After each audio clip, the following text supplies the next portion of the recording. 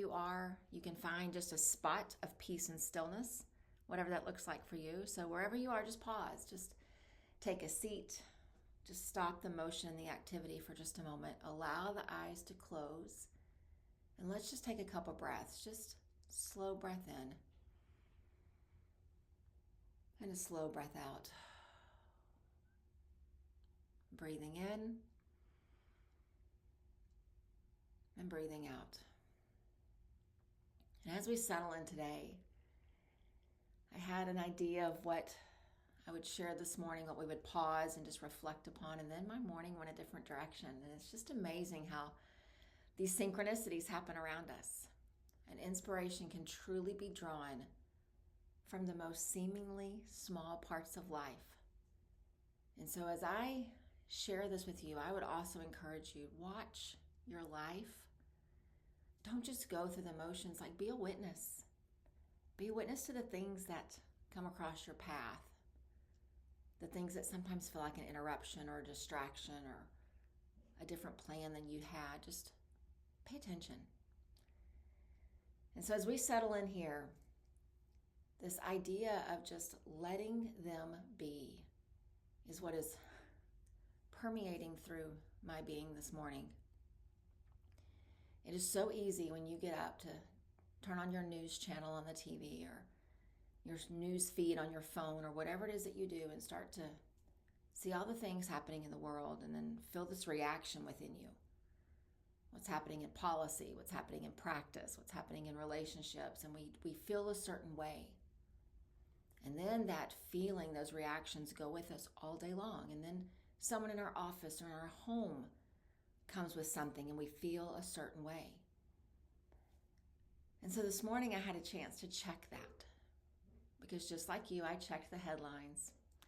Wanted to know what had happened in the world last night while I slept. Some of it out of curiosity, some of it out of just a habit that I'm working on. And then I go outside with the dogs and the cat, and there is a very, very large possum sitting on the top of our fence. And so I would just encourage you, picture it if you can, in the middle of the city. This very tall, almost 10-foot fence with this board on the top and a possum sitting there.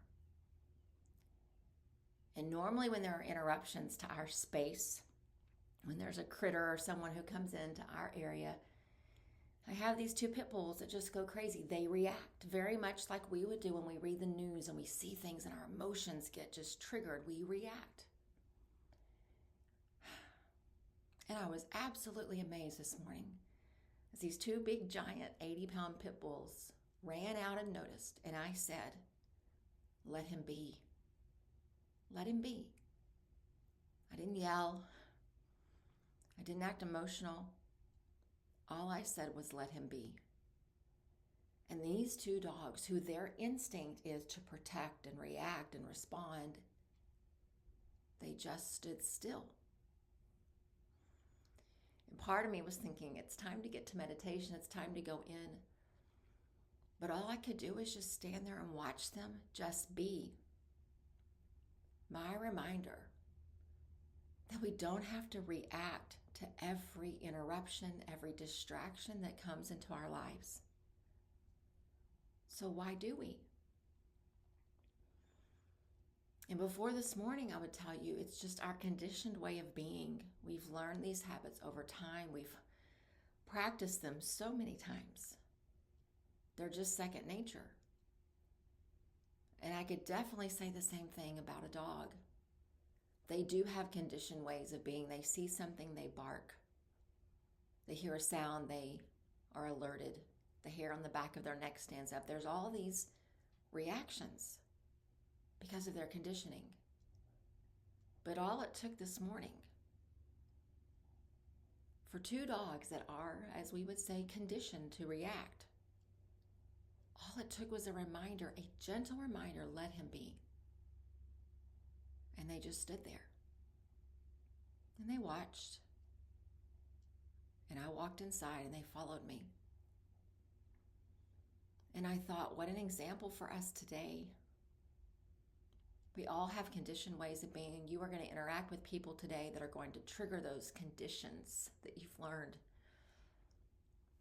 You're going to see things in the news that kind of prickle your skin because you have this conditioned way of responding to certain things, to certain people, to certain groups. But what if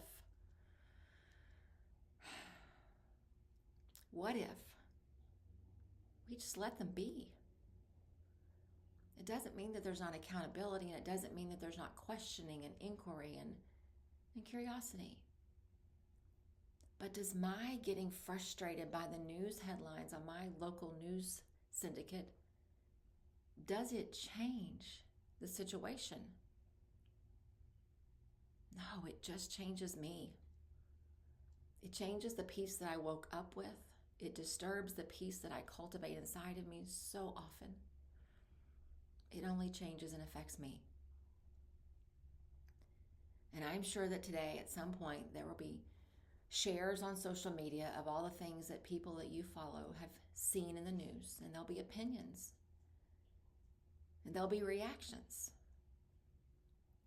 But if an 80-pound pit bull can stop his natural instinctive reaction to a possum on his fence,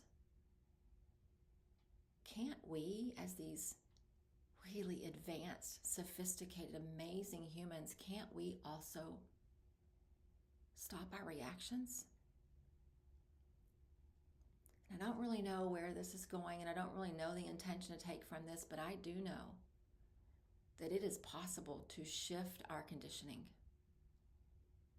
I've known it for a long time. I saw it this morning. And so as you go through your day and you notice things that are causing you to want to react, picture two big giant pit bulls standing in my yard, staring up at a big old possum who is staring back, and nobody's moving. In a yard that could have had chaos and frenzy this morning, we had peace and calm.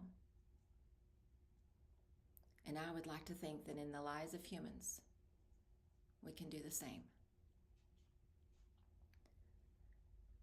So as we prepare to enter that activity of the day, or if this is a reset for you during the day as you prepare to re-enter whatever you still have on your agenda,